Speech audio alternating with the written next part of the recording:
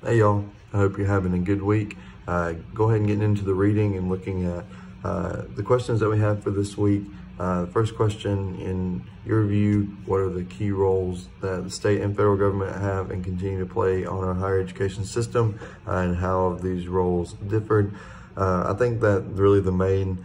role of the federal and state government is to oversee higher education and to make sure that everything is on the right track, and also to help fund public universities to make sure that there are options out there for students to go and to get a higher education experience and to learn a little bit more. This can be anything from helping with financial aid for students to make sure that they have an opportunity to go off to school without having to worry about how they're going to pay for it.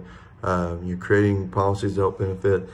each institution and every person that's in it. That would include policies like with Title IX, and then, like I said, funding public universities to make sure that they have money to run day-to-day operations and also to do research, because universities are a great place for research to be done and for great things to be discovered. So making sure that they're funded is definitely a big role. How it's changed, like the book mentioned in the 70s with the Department of Education being created, that kind of took some of the stress off the general federal government and centralize it so that we have one body that's really focused on making sure that the universities and higher education are moving forward and that they are doing well and staying at top form, and that they're doing well, and really just how financial aid has changed and just how they deliver it, and with grants and loans and all that good stuff. And then the second question, in what ways has government intervention both helped and hindered higher education? Going back to what I said, one of the main roles was creating policies. This can be a good or bad situation for higher education. A good one would be Title IX, giving every student the opportunity to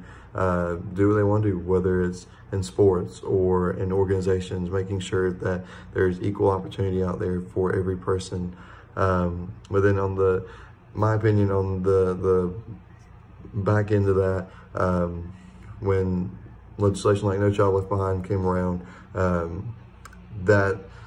kind of hindered some of the students that were